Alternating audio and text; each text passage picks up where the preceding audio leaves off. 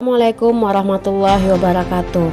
Baiklah, kami dari kelompok 1 akan mempresentasikan materi tentang kepala sekolah sebagai manajer oleh dosen pengampu Dr. M. Jaya Adiputra SSI MPD. Adapun anggota kelompok kami, yang pertama itu Ibu Epa Paswati, Ibu Elva Satria, dan saya sendiri Fahni Maulina. Pendahuluan. Sebelum mengetahui peran kepala sekolah sebagai manajer, pertama kita harus mengetahui mengenai beberapa prinsip manajemen menurut Taylor, yaitu analisis pekerjaan ilmiah melalui pengamatan, pengumpulan data, dan pengukuran cermat. Pemilihan personil, yaitu memilih secara ilmiah dan kemudian melatih, mengajar, serta mengembangkan pekerja. Selanjutnya, kerjasama manajemen untuk memastikan bahwa pekerjaan yang dilakukan sesuai dengan prinsip-prinsip ilmu yang telah dikembangkan. Terakhir, pengawasan fungsional, mulai dari kegiatan perencanaan, pengorganisasian, sampai dengan pengambilan keputusan. Selanjutnya, 7 fungsi manajemen menurut Luther Gulick dalam bukunya London Book and Ornstein tahun 2008 halaman 7. Yang pertama, perencanaan. Perencanaan yaitu melibatkan pengembangan garis besar hal-hal yang harus dicapai dan metode untuk mencapainya. Kedua, pengorganisasian. Maksudnya menetapkan struktur formal wewenang yang melalui subdivisi kerja diatur, didefinisikan dan dikoordinasikan untuk melaksanakan rencana tersebut. Ketiga, kepegawaian. Kepegawaian ini melibatkan seluruh fungsi personalia dalam memilih, melatih, dan mengembangkan staf serta mempertahankan kondisi kerja yang menguntungkan. Keempat, mengarahkan, yaitu berkaitan erat dengan memimpin, mengambil keputusan, berkomunikasi, menerapkan keputusan, dan mengevaluasi bawahan dengan benar.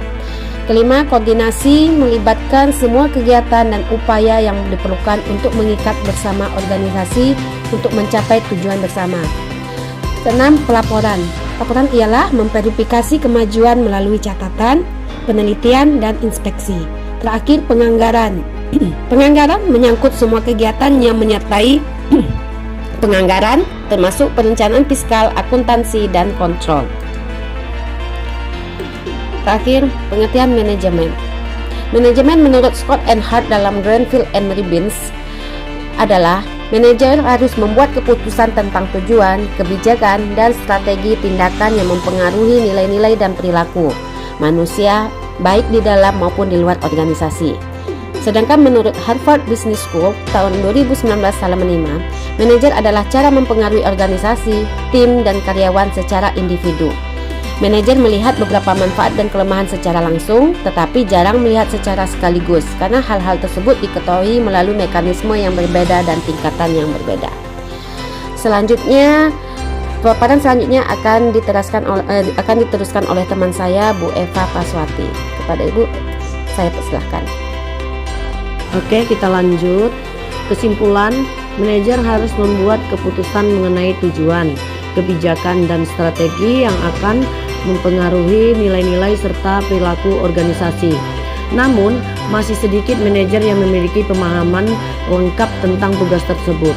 Manajer harus melihat beberapa manfaat dan kelemahan organisasi secara menyeluruh. Kepala sekolah sebagai manajer, peran manajerial kepala sekolah dapat dijelaskan bahwa secara teknis melibatkan perencanaan yang baik, pengorganisasian, koordinasi, pengawasan sekolah, dan teknik pengawasan sekolahan. Dalam rangka mengelola tenaga pendidik dan kependidikan, salah satu tugas yang harus dilakukan kepala sekolah adalah kegiatan pemeliharaan dan pengembangan profesi staf sekolah, khususnya guru, seperti mengadakan pelatihan MGMP. 4 faktor yang berkontribusi terhadap pengembangan kepala sekolah sebagai manajer. Yang pertama, pertumbuhan kota yang tepat. Kedua, penilaian sekolah. Ketiga, reorganisasi sekolah. Keempat, pembentukan asisten posisi untuk kepala departemen tunggal dari departemen tanggung jawab mengajar, dan lain-lain. Tanggung jawab kepala sekolah sebagai manajer. Pertama, hak untuk meluluskan siswa berdasarkan standar kepala sekolah. Hak untuk memiliki perintah kepada guru yang diberikan tanggung jawab oleh kepala sekolah. hak untuk memiliki suara dalam transfer dan tugas guru, hak untuk menegakkan standar keselamatan bagi siswa, hak untuk mengawasi penjaga dan ketertiban persediaan untuk sekolah. Oke, dilanjutkan oleh teman saya Elva. Baiklah, selanjutnya yaitu tantangan kepala sekolah sebagai manajer. Yang pertama, bagaimana mungkin seorang yang memilih untuk jadi kepala sekolah dari mana saja dalam organisasi mempengaruhi orang lain untuk melakukan kegiatan yang lebih efektif dan lebih efisien. Yang kedua, bagaimana suatu organisasi dapat memperoleh kepala sekolah dari latar belakang yang berbeda-beda. Dan yang ketiga, bagaimana kepala sekolah dapat terus berhasil ketika lingkungan dan konteks yang mereka pimpin terus berubah. 6 tujuan manajemen dalam pembuatan strategi oleh kepala sekolah. Yang pertama, melakukan penelitian dan analisa. Yang kedua, merancang dan merekomendasikan.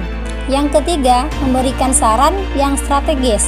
Yang keempat, memperjelas argumen dan nilai-nilai. Selanjutnya, melakukan segala sesuatu secara demokratis. Dan yang keenam, melaksanakan mediasi. 6 hal yang menjadi fokus kepala sekolah. Yang pertama, mengembangkan strategi manajerial terbaik. Yang kedua, memperkerjakan orang-orang terbaik, memperkerjakan keahlian terbaik, memperlancar proses manajerial, dan memeras efisiensi dari organisasi mereka. Dan yang terakhir yaitu menanggapi permintaan pasar. Adapun indikator kepala sekolah sebagai manajer, yang pertama, mampu mengelola sekolah dengan baik sesuai dengan peraturan yang berlaku.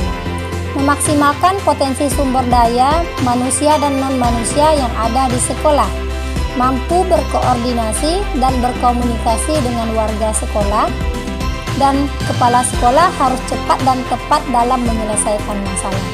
Oke, terima kasih. Itu saja presentasi dari kelompok kami. Assalamualaikum warahmatullahi wabarakatuh.